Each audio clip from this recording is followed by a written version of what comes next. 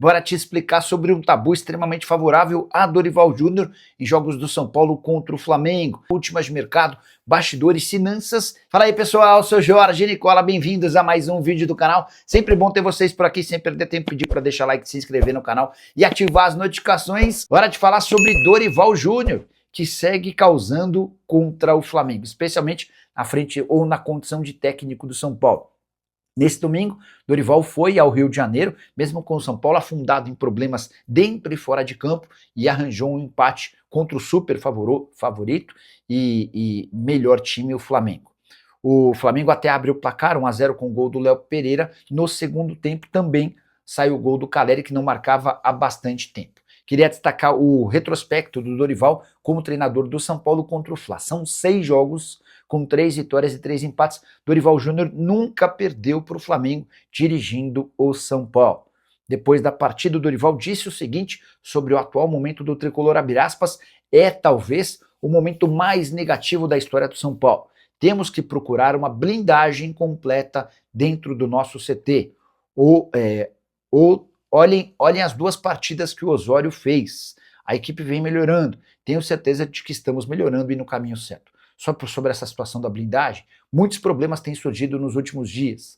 Acusação contra o ex-presidente, tentativa de expulsão do atual presidente, São Paulo fechando com 65 milhões de reais de prejuízo nos 5 primeiros meses do ano. Para completar, atrasos com o elenco, o Enzo Dias não quis jogar, nem se colocou à disposição por conta de salários atrasados, o Alan Franco pediu para ser negociado, São Paulo liberando atletas da base que não seriam tão aproveitados, enfim, um verdadeiro caos no São Paulo, que ao menos conseguiu um empate importante contra o Flamengo para se distanciar da zona do rebaixamento. Severino Costa é o primeiro a mandar mensagem, deixei meu like, todos os jornalistas falavam que o Flamengo ia golear o São Paulo, no fim das contas 1-1. Severino, eu não imaginava uma goleada, mas se eu te disser que eu não imaginava que o Flamengo venceria, eu estaria mentindo, tá? Eu imaginava uma vitória do Flamengo, imaginava uma vitória do Palmeiras, e imaginava que o Cruzeiro, mesmo sem Gerson e Matheus Pereira, pudesse ser capaz de vencer o Botafogo. No fim das contas, só o Flamengo pontuou entre esses 3 que eu citei. Deixa eu até abrir a classificação do campeonato. Deixa eu só dar uma clareadinha aqui, ó. Isso, agora vai ficar melhor. Ó, vamos lá. Deixa eu colocar a classificação do Campeonato Brasileiro, até porque às vezes você também estava fora, viajando, estava meio desencanado, saiu para ver filme, foi namorar e talvez você não tenha acompanhado todos os jogos. Então a gente traz todos os detalhes da primeira rodada do retorno. O Renato SPFC, Nicola, vê aí se o São Paulo era líder na 6ª rodada com 16 pontos.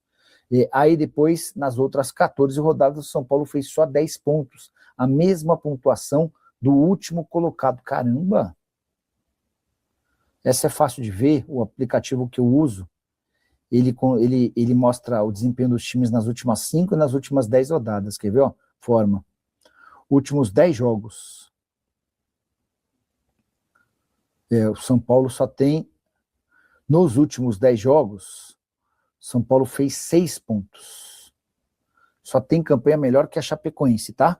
Deixa eu ver se eu consigo mostrar para vocês, ó. São Paulo tem 10 jogos, que é o que está mostrando essa coluna aqui, ó.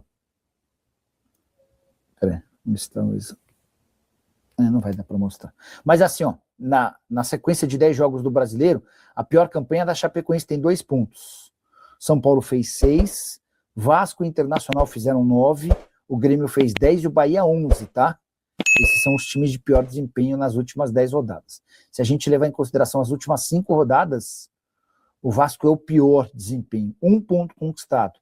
A Chape também tem 1 e o São Paulo tem 2 pontos conquistados. O Atlético Paranaense é aquele com melhor campanha nas últimas 5 rodadas, são 13 pontos conquistados contra 11 do Bragantino.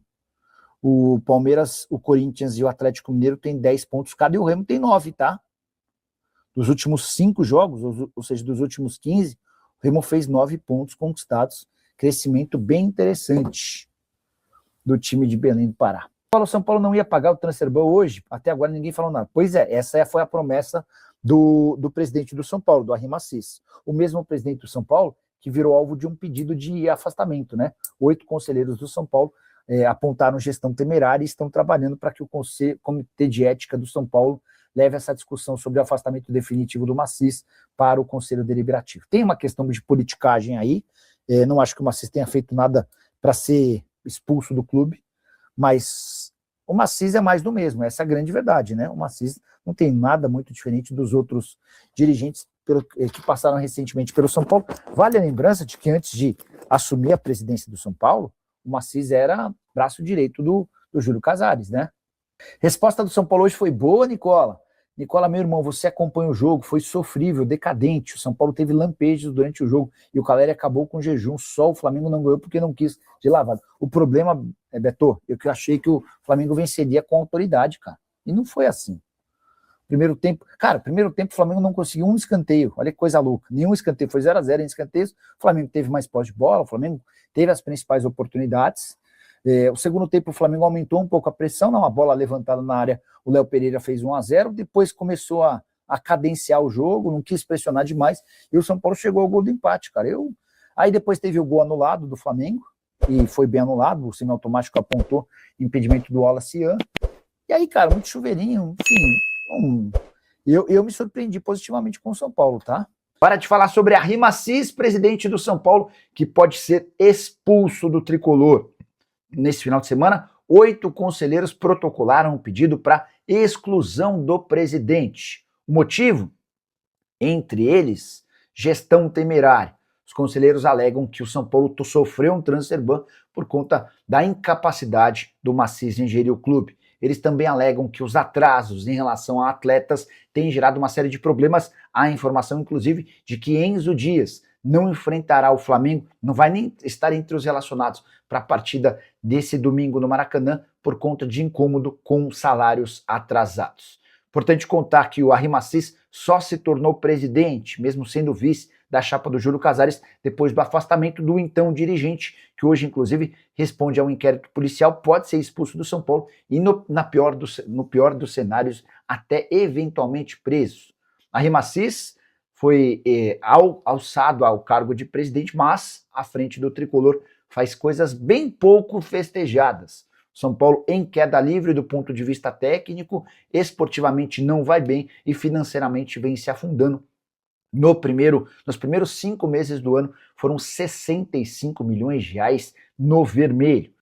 Quero te falar que o São Paulo registrou prejuízo pesado depois dos 5 primeiros meses de 2026. De acordo com o balancete do clube, o São Paulo registra um déficit de 65 milhões e 700 mil reais.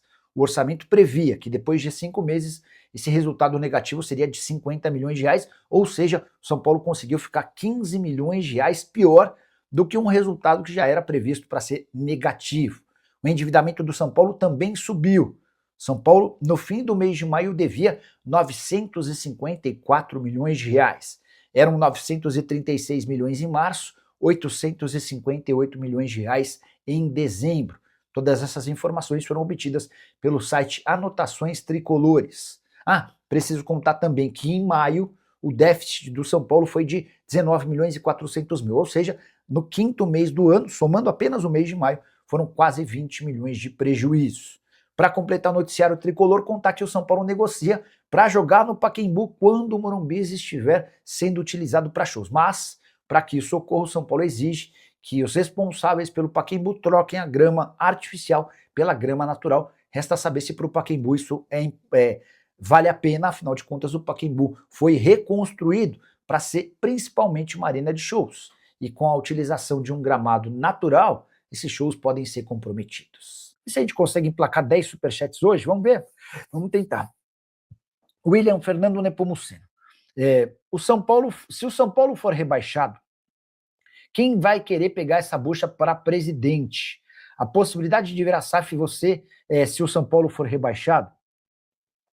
William, eu acho que você tocou no ponto. Precisaria de algo meio catastrófico assim para que os caras que comandam o São Paulo aceitassem a ideia de uma SAF. Caso contrário, eles não vão aceitar. Eles vão empurrar com a barriga, vão ignorar esses movimentos, porque virar SAF é transformar a Maciz, ou tem a RG Abreu e todos os outros, Vinícius Pinotti, todo mundo que toca, que é conselheiro deliberativo, esses caras vão virar meras figuras ilustrativas no São Paulo. Eles vão deixar de ter a possibilidade de concorrer a um cargo, mais do que isso, né? Eles vão deixar de ter poder na gestão do São Paulo. Eles podem até concorrer ao cargo de presidente da associação, para serem com membros do Conselho Deliberativo, mas a atuação deles vai se resumir a praticamente nada. A importância deles vai ser nenhuma.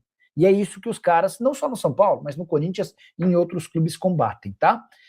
Então, um caos como o rebaixamento poderia meio que obrigar, até de fora para dentro, de torcedores para com os conselheiros, que o São Paulo entrasse por esse caminho. Eu não acho que o São Paulo será rebaixado, tá? Embora o time tenha apresentado uma queda de produção, embora tenha perdido para o Atlético Paranaense, eu ainda acho que tem times piores. Mas aguardemos cenas dos próximos capítulos. A próxima pergunta, pintou superchat, a gente para o que está fazendo e responde na hora. Tá? Fala, rapaziada boa, chegamos aí com mais um giro de notícias exclusivas e atualizadas do São Paulo nesta segunda-feira, né? Segunda-feira atualizada com muita informação do mercado da bola do Tricolor Paulista. Desde já peço seu like, se inscreva no nosso canal, ativando o sinal das notificações para você não perder nenhum conteúdo quando nós postarmos vídeos novos por aqui. A gente vai encerrar a nossa edição por aqui. Muito obrigado a todos vocês, um grande abraço e até o próximo vídeo. Tchau. Fui.